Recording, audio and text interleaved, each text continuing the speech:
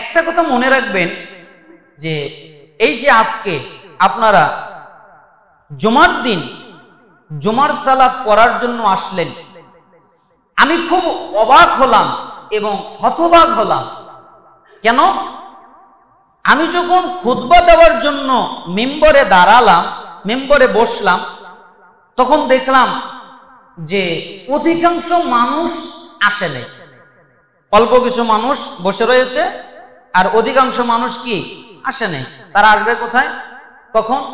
যখন খুতবার মাঝপথ হবে অথবা যখন সালাতের নিকটবর্তীর সময় এগিয়ে আসবে তখন তারা আসবে। অথচ আপনারা কি জানেন জুমার দিন খুতবার আগে যাওয়া ওয়াজিব।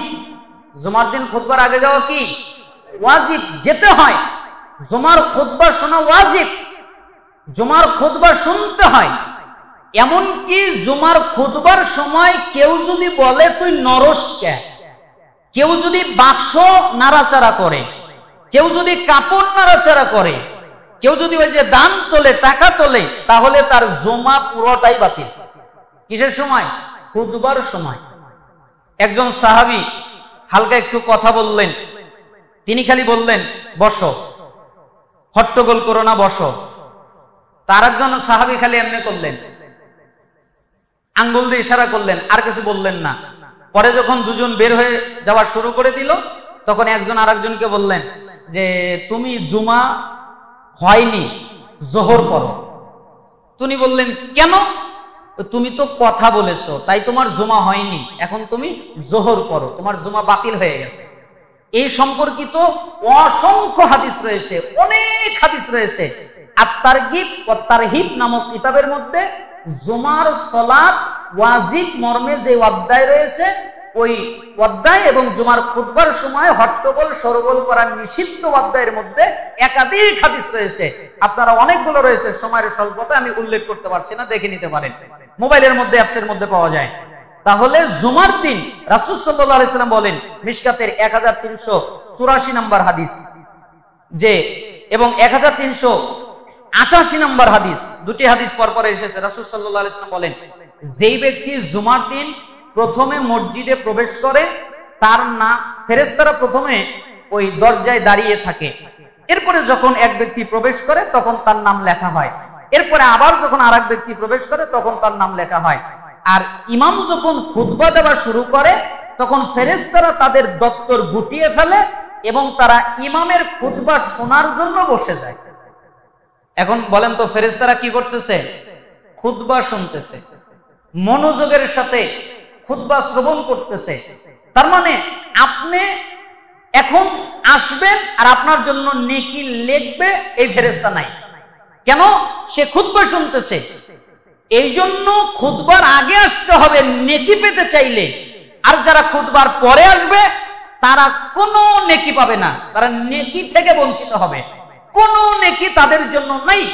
রাসূল সাল্লাল্লাহু আলাইহি ওয়াসাল্লাম বলেছেন, যে ব্যক্তি জুমার দিন প্রথমে আসবে সে মক্কায় একটা উট কুরবানির সওয়াব পাবে, যে ব্যক্তি দ্বিতীয়তে আসবে সে একটা গাভী কুরবানি মক্কায় করার সওয়াব পাবে, যে ব্যক্তি তৃতীয়তে আসবে সে ব্যক্তি একটা ছাগল মক্কায় কুরবানি করার সওয়াব পাবে, যে ব্যক্তি চতুর্থতে আসবে সে মক্কায় একটা মুরগি দান করার সওয়াব পাবে, যে ব্যক্তি পঞ্চমে আসবে সে ব্যক্তি মক্কায় একটা ডিম সাদাকা করার সওয়াব পাবে।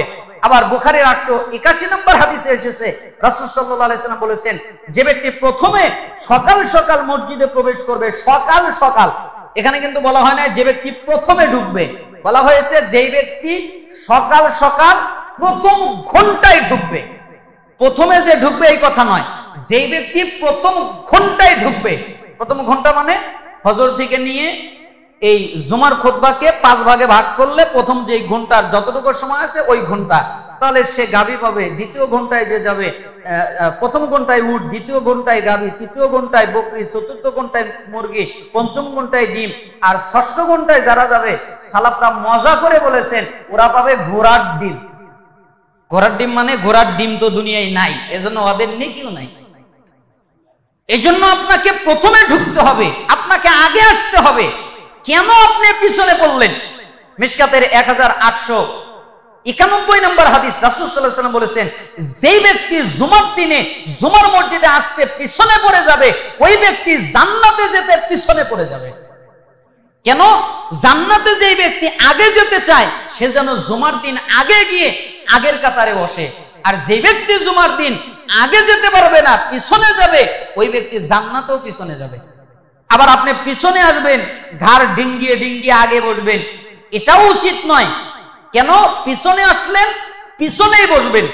রাসূল সাল্লাল্লাহু আলাইহি সাল্লাম বলেছেন, যে ব্যক্তি জুমার দিন পিছনে আসলো অথবা ঘাড় ডেঙ্গালো, এরপরে মানুষের মধ্যে ফাঁক তৈরি করে সামনে চলে গেল, আল্লাহ তাআলা তাকে জাহান্নামের উপরে পুল বানাবেন এবং ওই পুলের উপর দিয়ে মানুষ পারাপার করবেন। তার মানে কঠিন ধিক্কার রাসূল সাল্লাল্লাহু আলাইহি সাল্লাম দিলেন। তার মানে কি বোঝা যায়? যে জুমার দিন আগে আসতে হবে, খুতবার আগে আসতে হবে, খুতবার পূর্বে উপস্থিত হতে হবে, মনোযোগের সাথে খুতবা শ্রবণ করতে হবে, তাহলে নেকি কিছু পাওয়া যাবে। আর যদি তা না আসে, শুধুমাত্র সালাত পেয়ে গেল, খুতবার পরে আসলো, খুতবার মাঝখানে আসলো, তাহলে অতিরিক্ত নেকি থেকে বঞ্চিত হবে। শুধুমাত্র তার কাঁধে যে ফরজ ছিল ওইটা নেমে যাবে, অতিরিক্ত নেকি সে পাবে না। আল্লাহ সুবহানাহু ওয়া তাআলা আমাদেরকে সতর্ক হওয়ার তৌফিক দান করুন এবং আগামীতে আমাদেরকে খুব দ্রুত মসজিদে আসার, জুমার দিন তাড়াতাড়ি আসার তৌফিক দান করুন।